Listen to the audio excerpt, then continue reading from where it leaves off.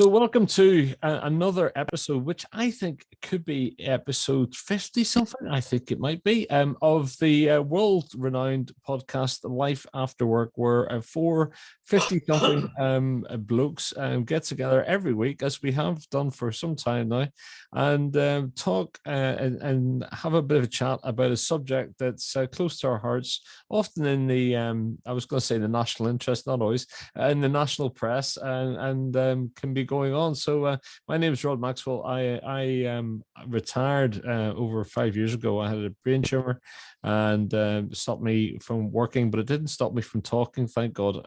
So I don't work anymore, but I talk for not even a living. But that's what I do. I'm a DJ on a local station called radioalti.co.uk. On the podcast with me, it's the usual four of us. There were three of us last week. We're back up to four. So I'll go Mr. Ashu. Hi, afternoon, everyone. Happy 50th podcast anniversary, everyone. If it is our 50th, so good to be on again. Hi guys, 50 not out. Yes. I'm sorry. Yes, I'm. As you know, I don't like speaking because I'm very bashful. But Paul Davis, and just to sort of keep you up to speed, guys, it's this is episode 41. Oh, sorry. It's inflation. Hang on. It depends. We might save this one and put it out after we've done the next 8. So it could be episode 50 by the time we see it. We'll have to do that now, in fact, won't we? We'll have to record. We hit 40 last week. Just an interesting point, right? A shout out to my Auntie Eileen, because I was speaking to her today and she said, I was watching your podcast last week. I didn't really understand what you were talking about, but it was very interesting. And I was thinking, I couldn't remember what it was we were talking about. Then I went back to my notes and it was the metaverse. So I explained to her what the metaverse was, and she said, "Oh, that's very interesting." So we're reaching people. People are actually watching this. So big shout out to my Aunt Eileen. Yeah, you see, the thing is, I've got to agree with your Auntie Eileen. I haven't a clue what you're saying, but I just crack on with it. It's the reason I wasn't about last week. I thought I have no clue what he's on about. So, well, we're still not. Well, to be honest with you, it's probably a damn sight easier than what we're going to tackle today, because we've been skirting around what we're going to talk about, and we felt like we wanted to comment on what's been happening in society over this last week or so, and it almost feels like it's a case of who's governing the governors, if you like, who's and we sort of were talking about leadership as well. Is there a lack of leadership, and is there, and it also, I think, a lack of a moral compass as well. I think we came into it, so it was all those things in one, really. Yeah. Just before we move on to that, though, you should have been brilliant last week, Paul, being a poet, because surely meter and verse are your staples, are they? Oh, you see, this is why we missed you last week. Yeah, Phil. Like a hole in the head. Yeah. So leadership, moral compass, who watches the watchers? They're all entangled, aren't they? Those things. They really are. It's like we were saying off air, isn't it? We seem to have lost track a little bit in society today. We used to have a clear and cut. You do something wrong, somebody's there to sort it. For example, you went to school, you had headmasters and teachers who were giving you rules at that school which you followed, and there were consequences if you didn't follow the rules. There seems to be, I think this stems from the schools and from the political correctness of you can't chastise children, you can't do this, you can't do that. God forbid you should ever put some kid in a cupboard and smack them with a ruler like they used to in my day. You can't do that anymore, apparently. But I think that the discipline starts within schools. You have to teach kids this discipline, because if they don't have it, and they're suddenly in this era where they can challenge the teacher says, get your book out. Why should I get my book out, teacher? Tell me why I should do it. It seems to be forever challenging discipline and authority. And we've allowed people to get away over challenging of things to the point where everybody's scared, like we were saying off air, Ash was saying off air, to actually say anything or do anything that's of an authoritarian, if you like, sort of attitude, because people are just too scared of the consequences of their own actions when the actions are done with the best intentions in the world. I think society's gone mad. I really do. I think you're right. At the end of the day, sometimes someone asks you for an opinion, and you want to formulate your opinion. But do you know what you have to do before you say and verbalize what you're going to say? You have to trawl through your words to make sure everything is perfect, everything is correct. It's like a legal contract, because everything is in the ether all the time. So you've got to be so careful with what you say. And then people are trying to tell you what you meant by what you said, which is, at the end of the day, you say, that's not what I meant at the end of the day. Well, that's not what you said, the words that you said at the end of the day. So I agree. It is very, very hard to give an opinion without falling into the trap of being called to book for meanings that you didn't even want to insinuate in the first place. I think both of those things are true, but to present a slightly different view, I think I'll go with the teaching example. And yes, there's discipline needed. Yes, there have to be rules. But I do think there's a positive in challenge of the rules, and we'll come to where it's really problematic in the top. But if we're talking about a lower level where you're in a situation where you need to obey rules, I don't see a problem is if you don't understand. So in a class, I think as long as you do it in the right way, often children in a classroom won't, admittedly, but if you do it in the right way and challenge, say, why do I have to do that, sir? If that teacher can't actually succinctly explain to say, I'll tell you why, it's because this, this, and this, then I think they've lost. And that's not good leadership. Then I think this absolute deference to a person and what they're saying just because they're in authority, I think is absolutely incredibly dangerous. Or in certain situations, that teacher then is entitled to say, once they've said, I'll explain it like this, this, and this, you okay with that? If they break the rules, then it's saying, I've explained it to you. Now, if you're not prepared to obey and conform within those rules that we need because of these reasons, get out of my classroom. I think they're perfectly entitled to do that. They need to be sanctioned. That's the thing, Phil, that's the thing. I mean, that's all fine, well and good, but like Paul was just saying, but you get to the point whereby if discipline breaks down, the teacher hasn't got much left to do now. He hasn't got anywhere else to go. If you send your I agree out from school, or if there's not much punishments that they can do anymore now, really. And that's why if you chat to teachers now, they'll say it's so hard to control a class now. It's so hard to teach a class now. And this is from the coalface. I agree. This is what teachers are saying. There need to be sanctions. There need to be better sanctions. Yeah. But in terms of that do this, why? Because I say so, because I'm the teacher. No, that's that doesn't work for me. I totally and utterly agree with that, Phil. The point I was kind of exaggerating the point of but yes, for challenging, if somebody genuinely doesn't understand, so why must I do that? Like you say, it shouldn't be about because I said so and I'm the teacher. It should be say, well, because of this, this, and this is why I'm asking you to make them understand.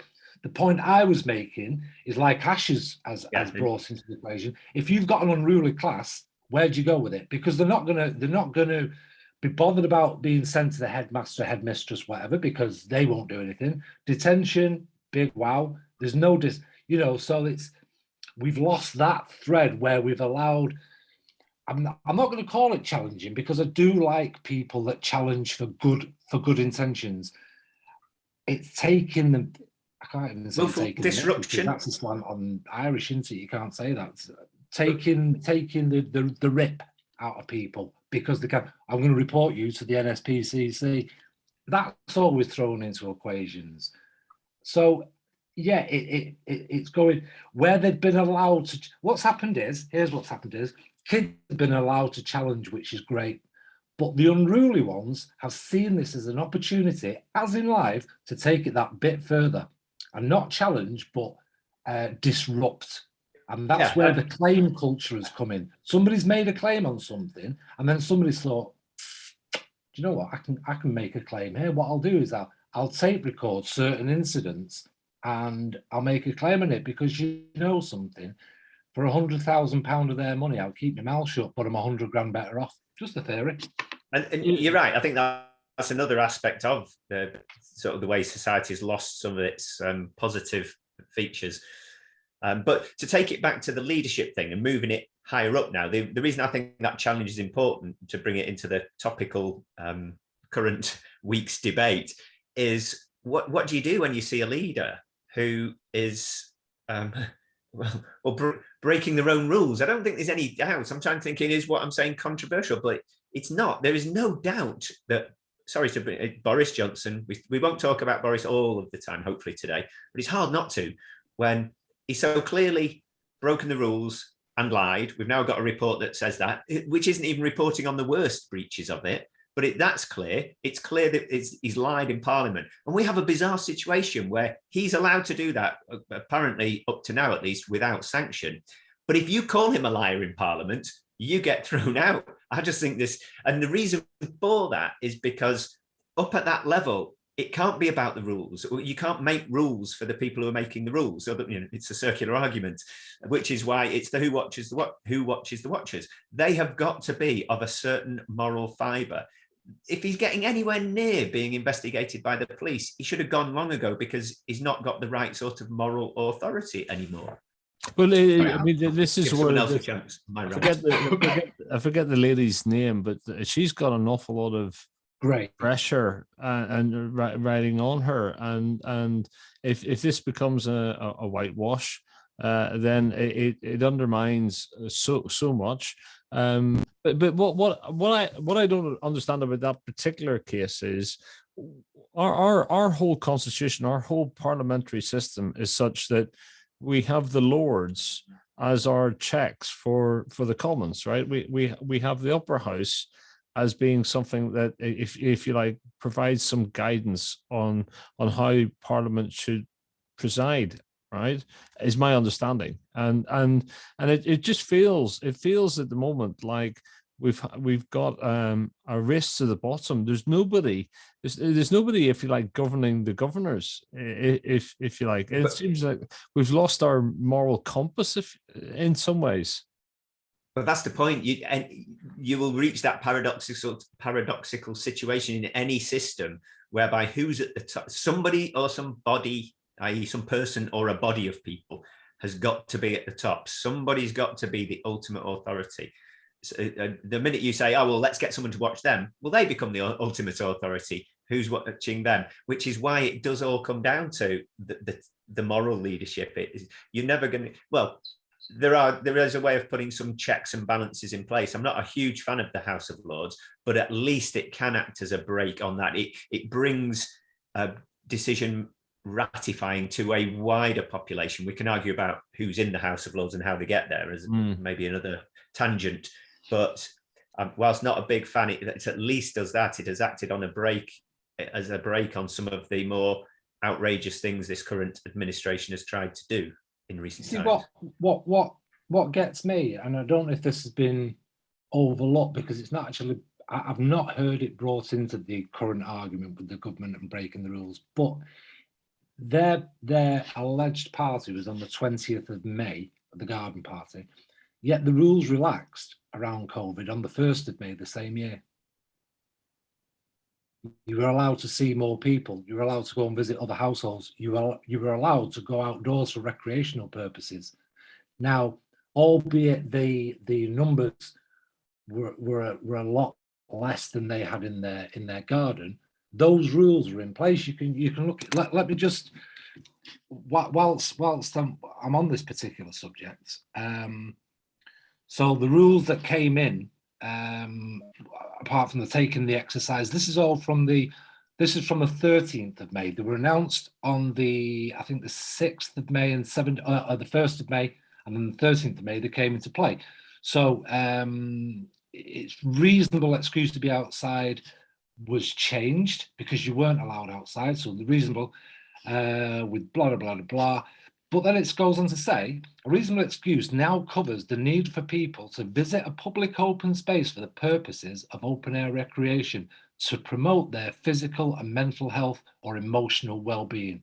There's their get out clause, because that's what they put in. There've been so many, there is no doubt that there was some gathering before that came in, because let's face it, Paul, if that was their get out clause, do you not think they'd have used it? Do you know what? I don't even think the government know what rules they put in place. They need No, to go on Google and Google it. That'd have But been. I'm just saying. I'm thinking. For me, nobody seems to have mentioned that the rules relax slightly on the 13th of May, and I don't. You see, this is why I think this is why Mr. Johnson's playing it close to his chest, and why I'll make the prediction now: the Met will see no evidence in which they can pursue charges. That's all I'm saying.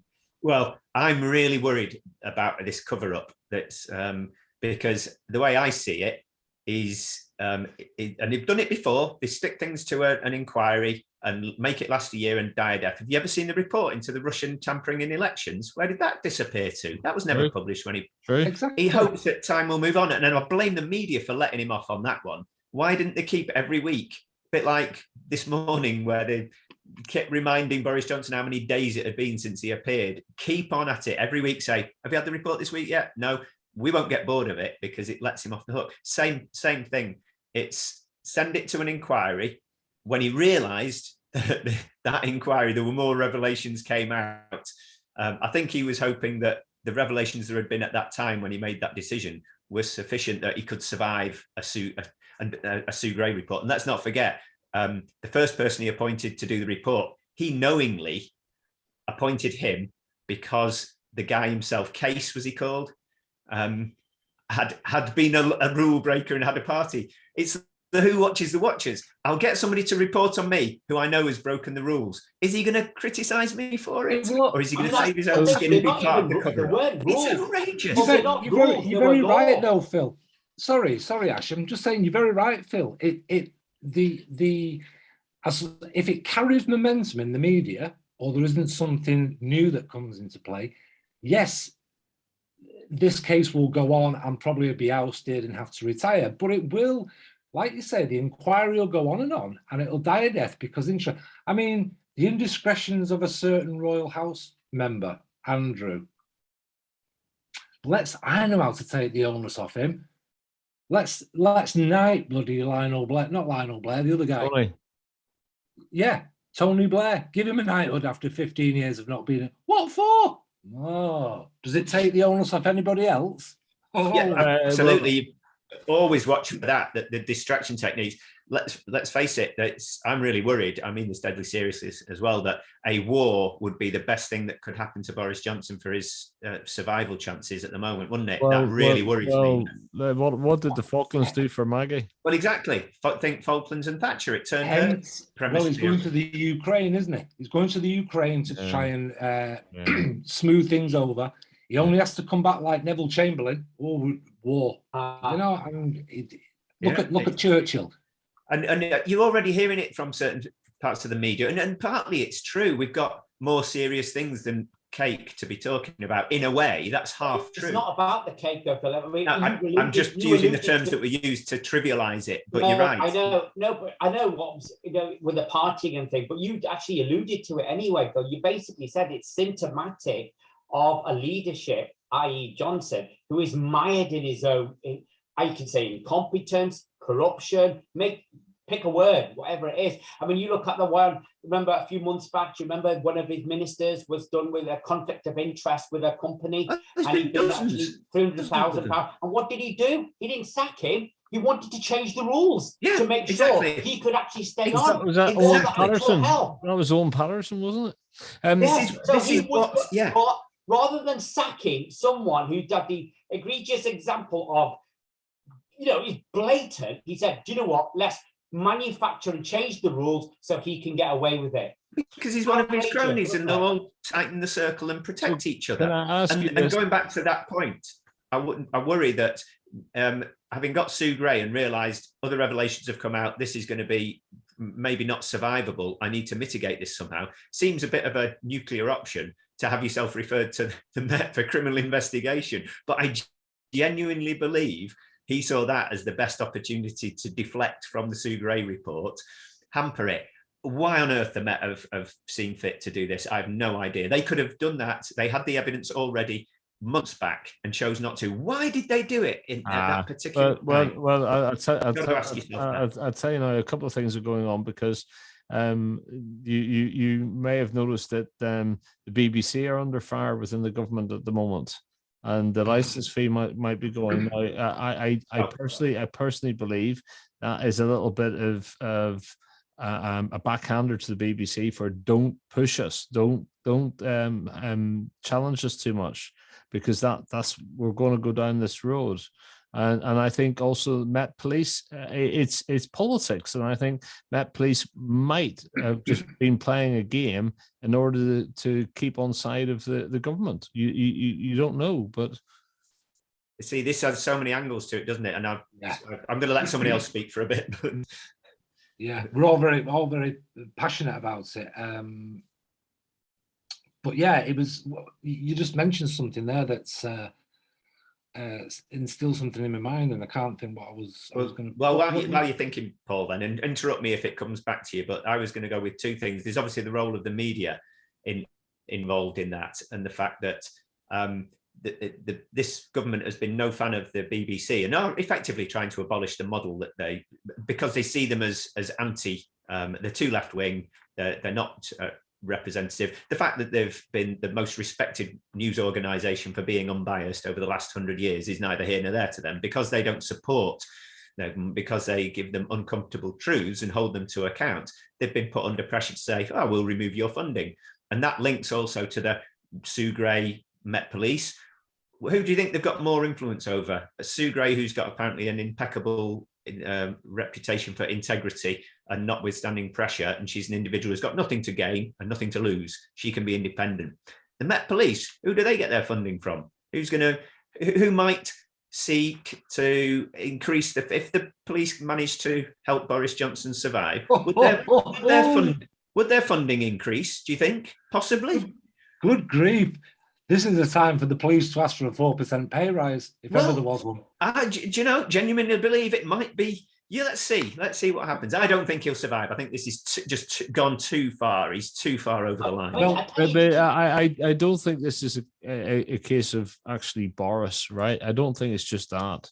I do believe that we have. Maybe I've said this in all podcasts, so my apologies. But I do think we have to look at our whole process of politics, governance, of the parliamentary system, and do something, because there's something fundamentally wrong with our political class. You know, I think I have said it before. Systems, you're right. But we lack quality and capability at the heart of government, and actually not just in the Conservative Party, across many parties. We've got far too many people who've gone into politics for the wrong reason, and actually get out of politics because it doesn't pay. I think we need a reform. I've been saying to people this week when I've met them, probably bent their ear off, I actually don't think you should be allowed to run for Parliament until you've had 10 years of work experience. Doesn't matter if you were a builder, a plumber, whatever, but you've got to have 10 years of proper life experience. And too many people go through from university, do a job, working for the government or working for a minister, and then they get elected and they have no world experience. In our cabinet, and it would be the same of the Labour cabinet if they were in power right now, our cabinet has less experience than many FTSE 100 executive teams, and yet they're dealing with more money, more responsibility, etc. Well, I agree with that. And the irony is you've got far too many links between the government and business now. The government is almost business. It's so closely linked there. All the ministers have directorships, non-exec or otherwise, and their families. And they're all too close to the government process. And this government has been dismantling some of the systems of check against that. Just one example, to go back to a point we were making earlier, Johnson, when he came to the Parliament to say what steps he was going to take, his one idea was to reinstate a role that would make clearer the distinction between the extent of, how was it now, the business life of Downing Street and the non-business life. The role they actually got rid of or didn't replace when the when the incumbent a year ago moved on to something else, they chose not to replace that. So that's his one move, is to reinstate a role that they let lapse a year ago, which made it easier for them to blur these lines. Anyway, a little aside there. But I agree with your point, Rod. I agree with it. What do you think of the timing of this then? Because a lot of these infractions, parties and all this work are historic, aren't they? At least a year ago, and probably a bit further on. Why do you think it's come to light now? Why did whoever know keep it close to their chest and then decide to? Why not mention it last summer? Why not mention it last winter? Do you think there's a political game being played here? Is it not elections next year? No, they're only halfway through their term. It might be local. It might be local. There are some local elections in April, aren't there? I just think there's a political game being played by whoever it is, Cummings or the. First of all, there's revenge from Cummings. He wants to get his own back. That's the big one. Yeah. The second one is there is a leadership thing going on anyway, because I just think that if whoever it was so morally impelled to tell people about what's going on, they took their time about it, didn't they? You're right, and I can't answer it fully. I do think Dominic Cummings is behind a lot of this, I'll be honest, and maybe he's enjoying the drip torture. He must be putting Boris Johnson under at the moment. But I think it's a good question, Nash. Good question. Here's one I want to throw in. I'll light the fuse here. The BBC TV license, as we're discussing, I personally think it should be stopped. Over to you guys. Oh, I see. I like the way the BBC is in terms of not having to being a bit more impartial, independent, and not having to play as commercial an approach as a Sky and ITV, etc. would be. Now, the problem is they've been moving towards a more commercial agenda in recent times, and they've become a bit more of a hybrid. But sometimes it really gets me that people bash the BBC, and mostly as people in this country, when actually, and I think there is a political thing behind it sometimes, because I think recently, the part of the issue is if they've got a particularly, say they have an anti-government agenda, and they rely on the government for their budget, that ain't working particularly well. But I like the independence of the BBC, their ability, wherever it is in the world or in this country, to say something impartially and independently. And it doesn't happen if you're a commercial station, and it doesn't happen with GB News, for example. And so, personally speaking, we've lost so many things in this country that are great. And actually, I think the BBC is a great institution. It does great things. I think it would be really sad if we just let that go down the plug hole. And I think people are playing political games with it, back to the point that maybe it sometimes projects things or talks about things that are very uncomfortable for certain people, but that shouldn't stop it from doing it. So personally speaking, I think for what was £150 a year, people spend that in 3 months on Sky. I would defend the BBC pretty emphatically. They get things wrong. I would agree totally. I agree with those sentiments, because if you look at the type of programming BBC do, if you look at quite a lot of minority programming, which is quite niche programming, which you look at, would never get funding otherwise. If you're looking at even Radio 4, I mean, looking at how excellent Radio 4, would that actually survive in a commercial environment? The listening figures just aren't there. You've got all these other different radio stations that are going, all the way from Radio Foyle in Northern Ireland, and then you get local radio stations as well. Remember, they're funded as well, and so I think and then you got science programming within the BBC. And if you look at the BBC educational elements, you look at the CBBC and for children and stuff, I think they do such a good thing, personally speaking. I just think been brought up with the BBC. It'd be a tragedy if it went. I agree, but I think it's an absolutely valid question, Paul, and it's sort of a hard one to justify when you say, well, why should this thing be taxed? Well, why should we be taxed to provide these things? But I can't help but agree with Rod and Ash that when you step back from it and look what you get for it, could be a bit like the NHS, where you say, if you had to provide that privately, it would cost 10 times as much. So I think it's extremely good value, but it's hoping that people recognise that because there is a fundamental discomfort with saying that it's compulsory, it is a tax on people. And you'd say, is that appropriate in the modern world? I'll say at the very least, I mean, you could argue about sport and entertainment that those are for people to make their own choices about how much they want to pay for it.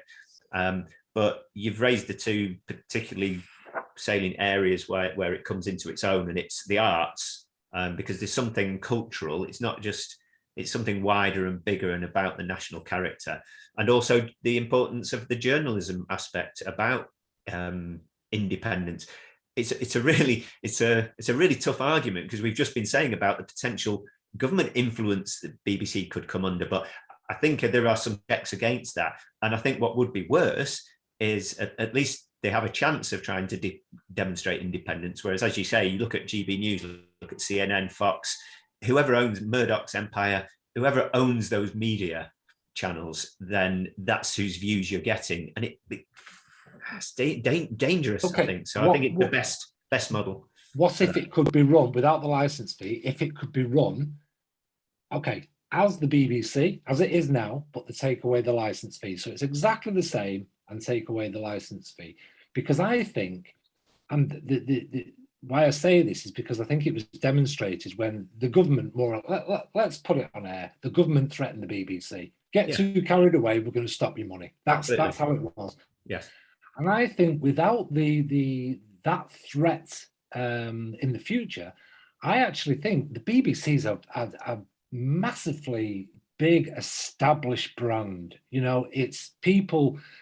Don't get me wrong. I love the BBC. I love the world service that they do. I love the arts, the entertainments. You know, they do a lot. I just think the BBC would be able to stand on their own 2 feet commercially, but actually bring a lot more hungry, a lot more better and truthful journalism. I don't think they'd follow because they have a head of BBC anyway, don't they? So more or less they're going to be running things. How would you say they should be funded, Paul? So what's the funding model then? Well, do you know what? Do you know the funding model actually is simply this: go out into the commercial world and get funded like everybody else. They are subscriptions or advertisements. But the strange thing is the BBC does have a commercial arm, and they do produce content that they sell. So they're moving more, I guess, towards this. But I there's a political side, there's an economic side, but I look at it and think we've got to stop bashing things that we're actually good at in this country, because we don't have that many things that we're good at anymore. And it seems to be we're on a suicide path of bashing everything that's good, you know, and you know, it's like we did the same with coal. We did, although I guess I had a certain time restraint on it, but we've done the same with manufacturing. We've done the same with so many things, and it's about I don't know. It just seems like we're on a one-track path to just destroying some of the good things we've actually got in this country. I'm really quite... You're right, but equally, Paul makes a valid comment. I've just been reflecting there while you've been talking that ITN News and Channel 4 News are also very respected news organisations. So it's not impossible to have quality independent journalism without a state charter. But it links back to leadership. It's what's at the top of those organisations and what might be influencing them. And I think, so at the heart of it, whether it's commercially funded or publicly funded, if you've got people at the top whose ethos is, we will uncover the truth, We will hold people to account. That's the important thing. It ties totally in with our theme today of leadership. Yeah. That's the key thing, whether it's from a commercial world or a public But the world. thing about you have to remember is a lot of programming with the BBC, if it relied purely on advertising space, you'll find that all the minority programs who wouldn't have the classic viewing or listening figures, they wouldn't be able to command any advertising because the simple metric would be how many people are listening or watching. Yes. If it's not high enough, then we're not going to put the advertising space in. You So took the what- cultural, you're right, the arts cultural argument Well, exactly. is So stronger if you actually look than at the journalistic BBC do argument. amazing arts programs, and to do some the commission some wonderful films and nature programs, and as I say, the kids TV is just it's fantastic. It's quite interesting. You may remember they took BBC Three off the air a few years ago, and it was responsible for a lot of good programs that were slightly more edgy, if you like, and likes of, well, Gavin and Stacey, although not the worst, most edgiest example, but it's coming back again. They're bringing it back because they need a platform for that type of content. So BBC, it was only something I heard this morning. BBC Three will come back as a channel, whether it be online, I'm not quite sure, but it'll become a channel, but for that type of content. But it's possible to do, isn't it? I mean, Channel 4, you guys remember when Channel 4 started, I've no doubt, and they had, a few series, a couple of documentaries, and now look, there's like Film 4 and More 4 and all this, so they're not funded, and they've done very well with it. And, they are partly, if I'm right, I think they still get some of their budget from the public purse, so they're mainly privately financed, but I still think they come under some sort of government umbrella, I think, but I might be wrong. That might be a historical thing. But just should we on- bring just it back on to a- leadership on? I Sorry, will go bring on. it back to leadership, but I just want to mention this point, which is a bit humorous, but a great marketing, and absolutely, I hold my hands up as a great marketing strategy by Channel 4. You may remember this, guys. So they used to show films, and sometimes they had a red triangle at the bottom of the screen. Don't tune in if it's got a red triangle, you might be upset. Their viewing figures for those films went through the roof because everybody wanted to know why it had a red triangle. Brilliant marketing, brilliant. I remember those. Jeez, yeah. That's when Channel 4 first came on the scene, wasn't it? Yeah, Well, it was. We might show something that's risque or a bit naughty or violent. What, like don't Carol tune in Vorderman? Yeah, and it's just viewing figures were immense for it. Fantastic, great. Do you know what that brings to mind is that it feels to me a little bit like society is at its most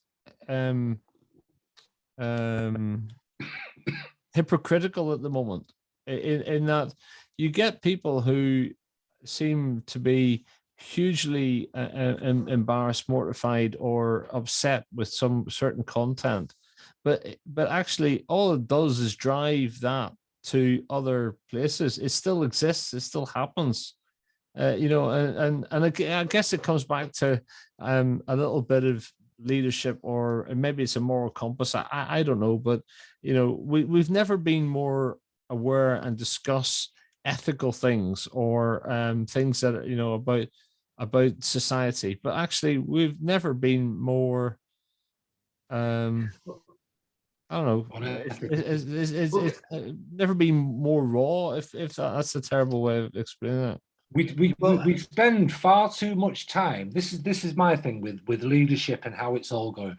We spend far too much time concentrating and investigating the petty, whilst letting the really bad things go to one side, like the the bad things on the internet, the bad things in the media, and the bad things in society as a whole. They all we seem to here's the news. Some kids are getting abused in a particular place. It's not important because Boris Johnson held a party in the garden in May. We're wrong. We concentrate on petty and forget the important things. You could be That's right what there, this Paul, is but I'll doing. make a couple of things I'll clarify from earlier. We talked about moral authority. I want to make a distinction.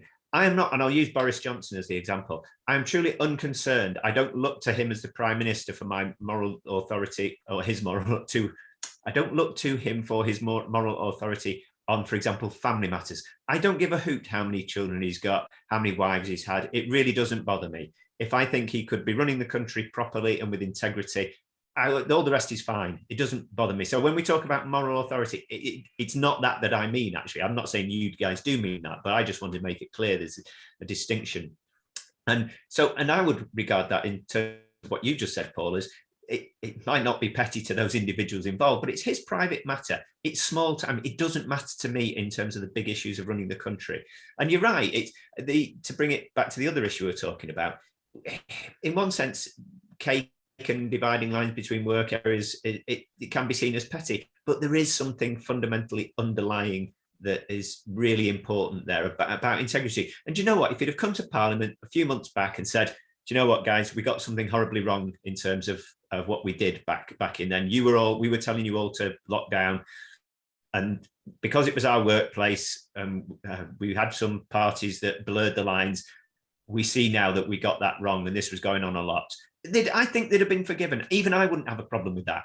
I could forgive them that. It would have been wrong still, but that's the pettiness to my mind. That might not be petty to some others, but the hugely more important thing is once that has happened, it's this cover up, the lies. That's the not petty bit. That is the really important thing. And this comes back to the question we're talking about. Absolutely. You cannot have that.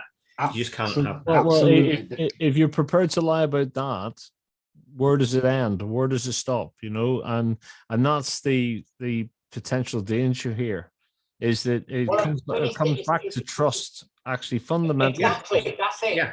Rod, that's it. It's trust, because it's the absolutely wanton hypocrisy of it. Because there's that Tory minister who basically such a powerful message he said in Parliament.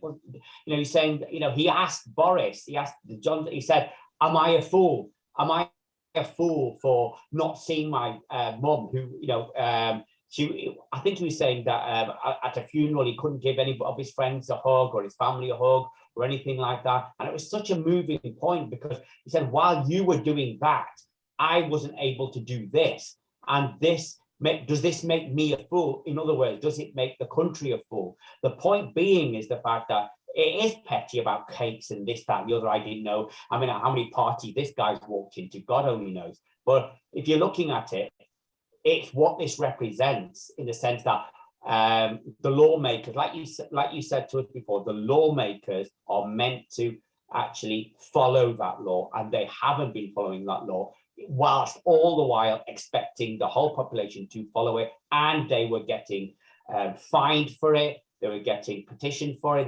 There were massive issues going on in society at that time. And in the meantime, the people, the lawmakers themselves, were having cheese and nibbles, weren't they? At the end of the day, it's like Phil said before. The actual party in the garden, it's a small issue, but it's not the issue. It's the hypocrisy. It's not the hypocrisy. That, all right, I'm telling them to do one thing and we're doing another. That doesn't bother me. What does bother me is the fact that they lie about it and try and cover it up and try and cover up you see, the thing about being a good liar, you've always got to remember what you've said, and they change the stories so many times. If they did like Phil said, and a few months ago, come out and go, you know what, we misunderstood our own rules. I'll be honest with you, we may have breached them. We're having an internal. Danny from maintenance has been sacked because he told us it was all right. But don't worry, so somebody. But it's the lies and the deceit and the blatantness of saying, we didn't do anything wrong. I wasn't there. Did. Well, actually, there's a photo of you there. Yeah, exactly. You did. It's like a robber going to court. And I think actually it is a case of if it starts there, where does it end? Because if you're going to cover up or bend the rules for that, exactly, where does it end? Yeah. And And It's what, and that- in fact, that's what the else issue. are they doing that about? That's the issue. I Exactly. think that's where I differ with you guys then in that case. For me personally, it does great on me personally, whereby all the people who had to give up so many things. And if you listen to the heartbreaking stories of, hospitals, funerals, weddings, all these other things that the population had to give up. And that whilst this person was basically lodging it at number 10. Don't get me wrong, Ash. That's what I can't stand. I think it is pea pisses me poor. off no end.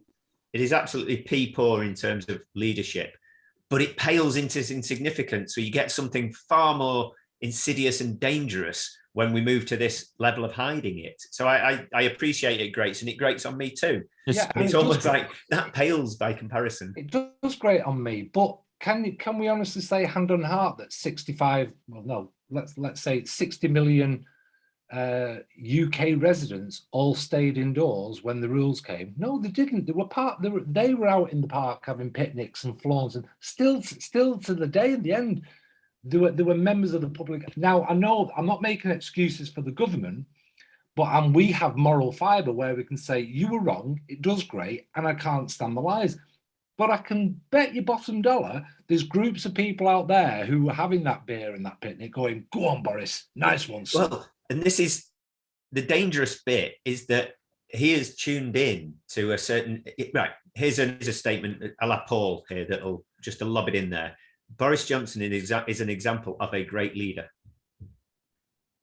And I'll give, while you're thinking about it, I'll give you the reasons why. Because it's almost a cult of personality. He's got traits. He can be hugely funny. He can be charismatic. He can talk. Goodness me, can he talk? He can argue black is white with conviction. He can even convince himself, I'm sure, at times that he's telling the truth when he's not. And these are all a very good traits and effective leadership technique. What he's missing is that, so and he is, a load of people are following him. He's not got where he is today without having people say, I'll follow him. So he is a great leader in that respect. Well, I think one of you said, you could equally say Hitler was a good leader. And let's make this distinction while we're mentioning that, in terms of the technique. The response they get from certain people. The ability to take people and lead them down a particular path. Yeah. And then it becomes the issue is the path right or not? And ultimately for me, I can't disconnect the ability to persuade and communicate well from the underlying principles and objectives that you've got. For me, leadership comes from, it's both. It's ability to lead and influence people, but actually to have the right ethos, objectives and principles in the first place. Set a behavior that is right. And when I grew up in consulting and we did leadership courses and skills, it wasn't just about the art of persuasion, communication. It was your behavior. It was the way that the principles that you lived by. That was leadership. So for me, that's the bit that's been missing. And the problem with it is it's not an easy road. Sometimes it means you're unpopular. Sometimes it means you've got to make compromises. Sometimes it might mean you make a mistake, and yes, you go mea culpa, fine. But I did it for these reasons, and we're missing all of this. And maybe part of the problem is that we maybe society these days has become too guilty of coming down too hard on people. When they do make a mistake, they don't give them the benefit of the doubt anymore. So all it does is people cover up, or people can't be trusted with the truth as much anymore. But for me, great leadership isn't just the art of persuasion, good communication. It's the whole principles. It's the ethics by which you behave and your objectives that you're trying to achieve is what good leadership is. No, I'll agree with that, Rod. I was playing devil's advocate to. I know you are. Of course, that's the bit that's missing with. I mean, that's the thing, Rod. I couldn't have put it better myself. That was really well put. I think that's it in a nutshell. What you just said. and he's lacking all of those things, isn't he? Which is surprising, because he made a very good mayor of London. You know, he was actually good as the mayor of London. He ran from what I've been reading and what I understand. He ran the mayor of Londonship he was the chairman of a company, and everyone was going in the right direction, and that's why he got so many things done. And then just kind of lost control and become prime minister.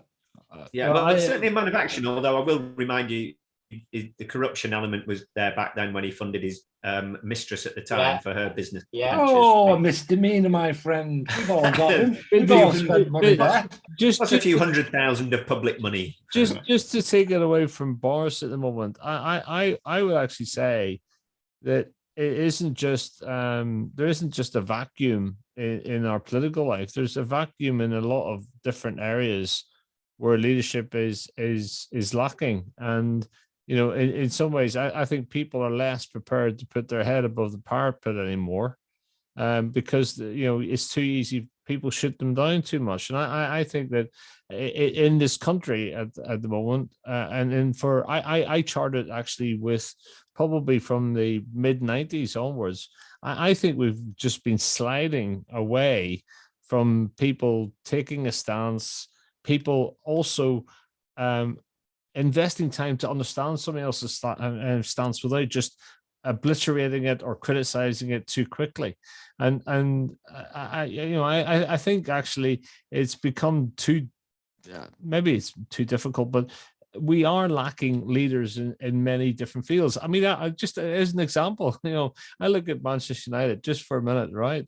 And I don't see leaders on the pitch there, right? I don't see a Roy Keane anymore. I don't see a Steve Bruce.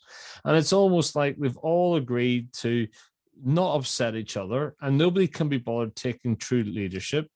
And I think that's the same in society. You know, people don't take the risk, are not prepared to put their head above the parapet to take leadership because everybody else is too busy to slam them down. You know, that's what I think personally. I think that the passion to want to be a leader has gone. I think people's passion for it has actually gone, because they're looking at the bigger society and thinking, hang on, if I'm a leader or the head of something, or I want to be a leader and stand up, all the crap's going to come my way. Why should I bother? Why should it, you know, like in the 90s and before, they would embrace that flack coming towards them and bat it off and give reasons. But now people are just they don't seem to want to bother, because they don't want the fallout to come to their doorstep, if you like. I don't know, maybe I'm wrong. I think you're right. I think there is a case to actually say that the born leader, we don't have that anymore. You know, nowadays, I mean, you have some people, no matter what the flack, they would go into it and do it in business. If you look at hospitals, if you look at departments in the NHS or something, you would see amazing leadership there, whereby things were getting done, things were being done all the time and being done really well. You know, they were being run really well. I just think nowadays, it's such a general comment, actually. I've got no evidence to prove it either. But do you think that there's that born leader that you just think to yourself, wow, do you know what? That person was just born to lead. You can just tell. You'd follow him anywhere, follow him or her anywhere. I think there are. And I think, do you know, some of the leaders that are out there are kind of either subdued by the overall government/royalty case, or the kind of hidden. Do you know who would make a great prime minister? And I think he is definitely shows leadership quality. Andy Burnham. I think Andy Burnham has done for Manchester amazing things. And he's the guy who won't sit down to the government and say, and roll over. Like when we tried to get funding and London weren't giving it us, he was like, "You will fund." I was back to, you will do it. I'm not a Burnham fan per se, but the one thing I would say is that, first of all, you know, he's a Scouser, and he came to Greater Manchester, And what he's done is united the people and represented them, and he's done. I actually think he's done a tremendous job. So much so, I actually think that Labour will probably somehow lose the next general election, and he could well be the right person to win them an election. I think he will. I think he'll go. I think he'll go down that path and be the new calendar boy, if you like, of because he's young. He's what is he? Just in his early 40s at the moment, so he's a young guy. And yeah, I'm not an Andy Burnham fan, but I admire his morality and the fact that he sticks up to the big fish in the pond and go, hang on, this isn't right. Well, he did that last year, didn't he? When he said, they called him, he stuck up for the North, didn't he? With with the funding and everything. So yeah, but I tell you what I think Burnham's got, which is why he is a good leader, is he has got the communication, right? He has got the behavioral style. He can kiss a baby, and he can reach out to the people, right? So he's got that. When I say kiss a baby, he can do that great thing that people do when they're electioneering. He can bring it down to the common person and identify with them. But I also feel that he's got good content in terms of he understands politics, he understands society, he understands the economics, he understands what you have to put together as an agenda, the content style. So he's got the style, he's got the behavior, he's got that style, and he's got content. He knows enough about what needs to be done. And I have to say, I've been a bit surprised by how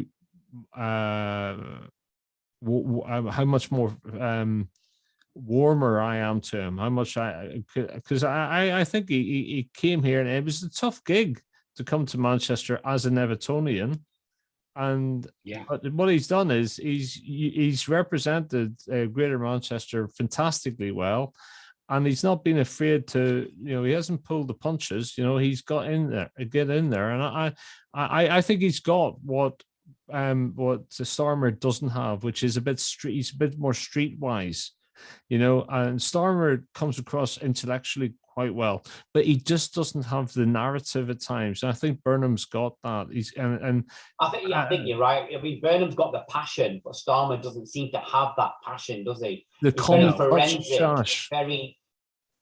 Sorry, I was watching Starmer in the before, actually, when he was when Boris was. I'm sorry to go back to Boris, but when he was answering the questions on the party, and Starmer was there, and I thought, where's your passion, man? Exactly. Where is your passion? Yeah. The opposition party, the leader of it, has just pissed you right off. Where's your passion at telling him how it is? Now, I know you can't have disorderly conduct in the House of Commons because it's against the law, and I fully get it. But come on, have some passion, man. You're the leader of the opposition party. Yeah, but it's not there. No. Yeah. Yeah, and that's what Starmer is missing. He's missing that. He's not fair. He's a bit of the theatre of politics, the theatre of it. He doesn't have it. I mean, he's actually had his best week, I think, in some ways, because he has landed some punches in PMQs. But I think Rod, his best week was handed to him, though. Rod, wasn't it? He didn't make that best week, did he? No, but I would say, Ash, I think he's been handed a lot of opportunity of late, and I don't think he has made enough of it. This week was better, but I think this is part of the problem in politics, is that we don't actually have a very great opposition, and I think they don't come across with great leadership skills, capabilities. And it just goes to show maybe how hard it is to lead. Maybe that's part of the challenge. It's not something necessarily you can be taught. Certainly you can't go to the best colleges and learn it, and it is a combination of, for me, it's content. You got to know your job. You got to know the thing you're talking about. but it's also that delivery and that passion and that ability to communicate. I think really is key. Yeah, well. How many leaders have Labour had in the past 5-10 years? It's Too been many. like a conveyor belt for them, hasn't it? Yeah. Different leader every bloody week. They're not going to. It's just honestly, they won't get in power because they do lack passion. Right, we've got two things here. We've got Boris, who's to some charismatic, but there's always a story. There's something going on with him. He's basically, I would imagine, very interesting to journalists, to public. Oh my God, what's he done now? Or Boris has done that. Whereas the leaders, past and present of the Labour Party, are just like, you're so boring. There's nothing about you. How are you going to carry this country forward with enthusiasm and the vigor and the passion because you've not got it when you're standing up there. They're not going to win with leaders like that in the forefront. Really not. But maybe that just as goes to show is that it's something that we take for granted, but it's not easy to replicate. I mean, I look at my football club, Manchester United. Alex Ferguson was a leader, not just because he knew football, which he did, but also everything that he did as a manager, he was doing not just from a technical footballing side, but there was a morality side. There was a thing about the principles and the standards of the club. So it was a 360-degree thing, right? And it just goes to show we've had numerous different managers since, and we've not been able to nail it, and they can be very good technically at football, but they aren't able to do the job. And maybe we just take for granted that leadership is just a thing that should be easy to get. Just because you're an MP, that's what you should be able to do. Maybe just because you're in a business, that's what you should be able to do. Maybe that's where the big bucks should get paid, because if you can put your head above the parapet and lead, it just goes to show it's a scarce skill, possibly, And I should think that should be regardless of class, upbringing, connections.